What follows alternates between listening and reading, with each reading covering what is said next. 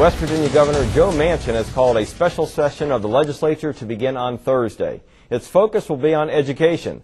The state did not perform well in the opening round of applications for federal Race to the Top school funding.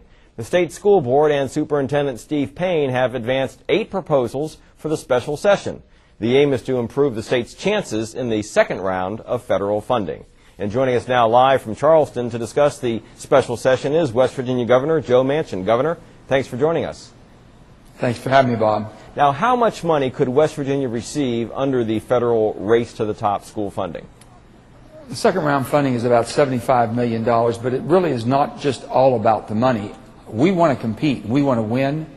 But I told Dr. Payne also, I said, Dr. Payne, make sure that even if we're not successful in phase 2, that these are the changes that need to be made to change West Virginia and give our students the skill sets they need to compete in the 21st century.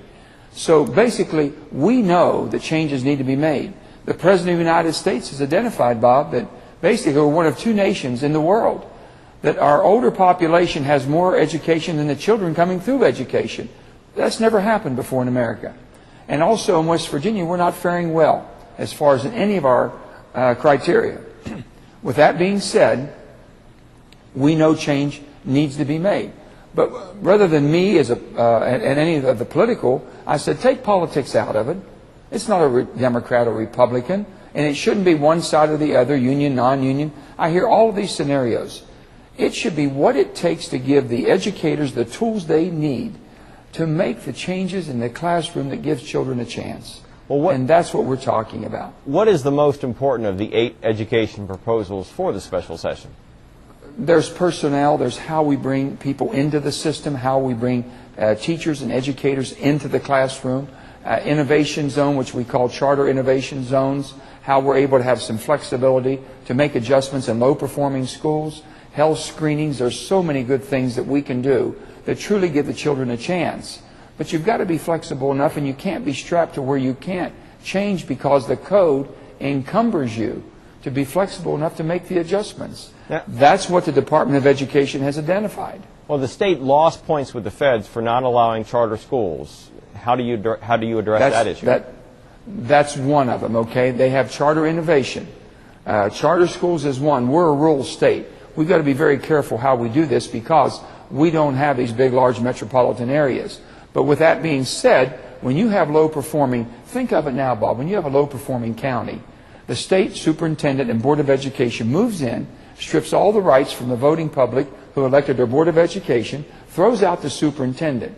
Should we not look at going further than that to make sure that we get the results that brings those students back up to a level where they can attain and be able to take care of themselves? Well, certainly you should. And how does it go about doing that? I notice there is something for assignment and removal of principals, right? Absolutely on that too. But you have to look at the whole thing. You know, we put so much on the backs of our education system and on the schools. Parents need to really be parents and get involved with their children. We've got to go back to the basics of what we do and making sure our children have the opportunities. You can't strap the system, and basically that's why I said this cannot be a political agenda. It has to be an education agenda made up of people who are responsible for educating. It starts with the President Obama and his Secretary of Education, Duncan, who's put money for Race to the Top that says, do something different, change it. The system we have is not working. And then you have the Department of Education, who's responsible for all of our children getting quality education, identifying the encumbering code that we have and rules that need to be changed. These are 8 of them. This is a start. And we need to have everybody at the table. We must get out of this comfort zone and thinking of we have to defend what we have and look at embracing changes that need to be made. All right, West Virginia Governor Joe Manchin, I want to thank you so much for joining us, and good luck in the special session. Thank you very much, Bob. All right, and now let's send it to Mel.